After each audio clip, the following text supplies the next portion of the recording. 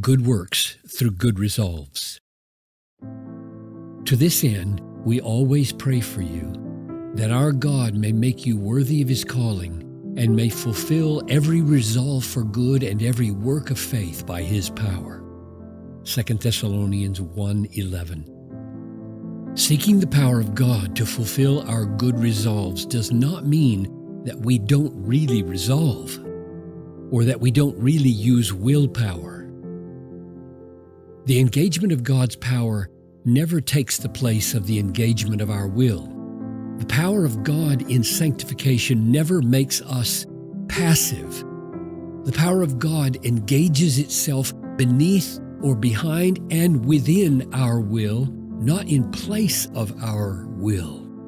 The evidence of God's power in our lives is not the absence of our willing, but the strength of our willing, the joy of our willing. Anyone who says, "Well, I believe in the sovereignty of God, and so I will just sit back and do nothing," does not really believe in the sovereignty of God, for why would someone who believes in God's sovereignty so blatantly disobey him?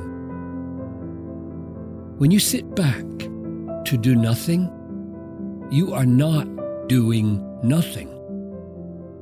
You are actively engaging your will in a decision to sit back.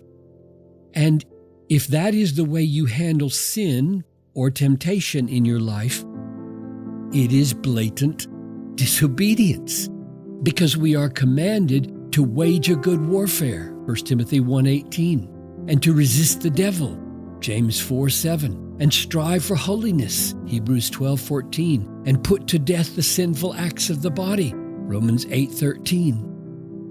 2 Thessalonians 1:11 says that it is by the power of God that we will fulfill our good resolves and works of faith.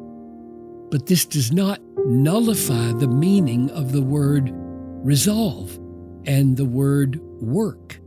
Part of the whole process of walking worthy of God's call is the active engagement of our will in resolving to do righteousness. If you have lingering sin in your life, or if you keep neglecting some good deed just because you have been waiting around to be saved without a fight, you are compounding your disobedience. God will never appear with power in your will in any other way than through your exercise of that will. That is, through your good resolves, your good intentions and plans and purposes.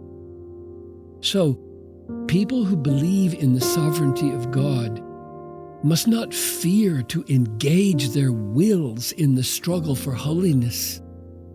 Strive to enter through the narrow door, for many, I tell you, will seek to enter and will not be able. Luke 13:24. Only strive in the faith that in and through your striving, God is at work to will and to do his good pleasure. Philippians 2:13.